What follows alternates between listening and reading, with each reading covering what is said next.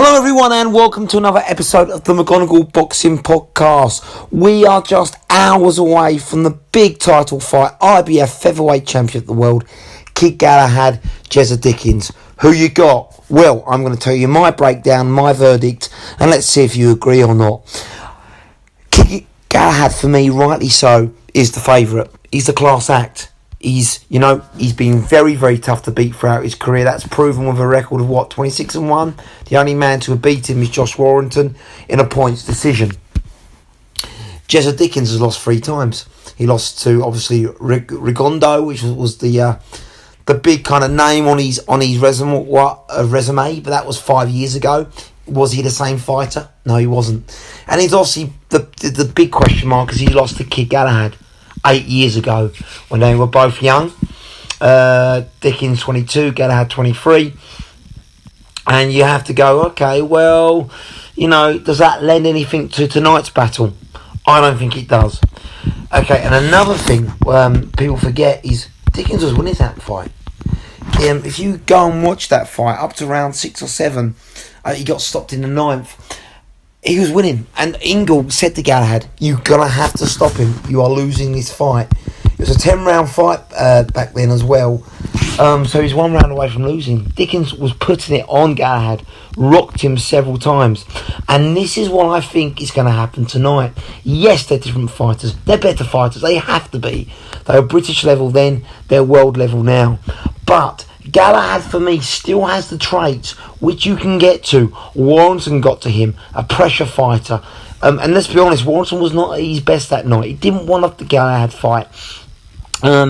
What happens with Galahad, he's unorthodox. Of course, he gives you angles, but he's upright. When someone puts it on him, when he throws, and this was pointed out by Darren Barker beautifully, is he leans back. So he's quite upright. So when Tom throws it at him, he goes upright and he leans his chin back. A bit like Hamid did, Nassim Hamid did. And Barrera figured this out. So you just followed him as he's leaning back.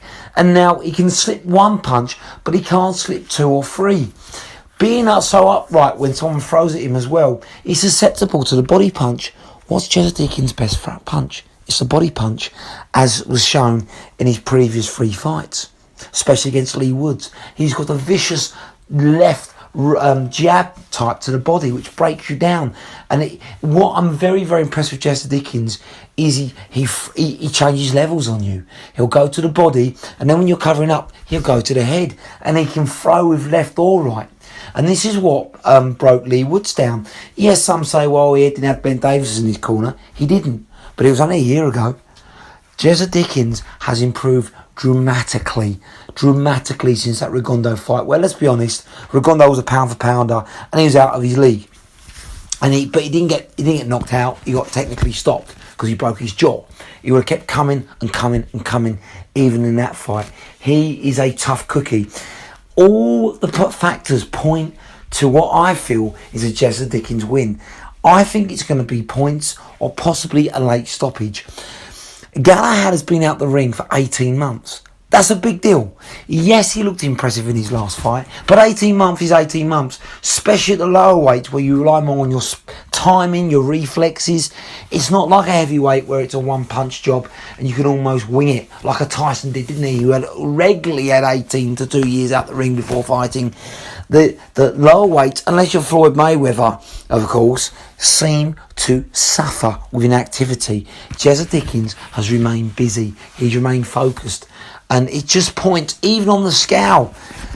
For me, Galahad did not look right.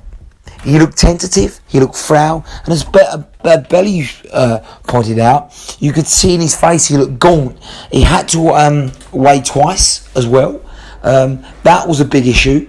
He didn't make the weight. He was up and down. Yes, very close, but he didn't make it. He had to take his underwear off to make that weight. Galahad made it first time. He looked thicker, fuller, fresher. You have to wonder, is Galahad making that weight well? I'm not convinced he is. 18 months out, that's not a good sign. Now, of course, I don't want to look like I'm hating on Galahad. He's a brilliant technical fighter. He can do it all. He can fight off the back foot, the front foot. He's slippery. He throws punches from all angles. Again, he can hit with both hands, but predominantly he's a southpaw. And you know, he'll sting you and counter you. He wants to give you traps, like he did with Warrington at times, like he does regularly with all his fights, like he did eventually with Dickens in their previous fight. He sets you up and catches you with a left hook. I just think Dickens is wary of that now. He knows what to expect, and I don't think, although he's a pressure fighter, we know he's only going to fight one way. He's going to be wary of that left hook. I think he's going to break Galahad down to the body, and then when he does lean back, he's going to not just come in with single shots like he made the mistake in their first fight 8 years ago. He's going to throw punches in bunches, and he's going to catch Galahad leaning back. Don't be surprised if Galahad gets floored here.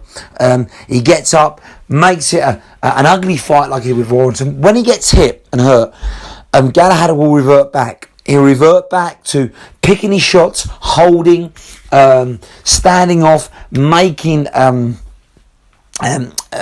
Jazza Dickens commit, and it will be turning into, I think, it'll be fight early, but from that round 3, he'll revert and he'll turn it back into an early ugly fight. Try and slow Dickens down, grab him, hold him, lead with his elbow like he's known for, make it an ugly, vicious fight.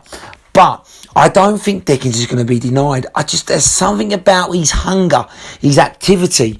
You know, he's fought 3 times in the last year. He's determined. He's a man on a mission.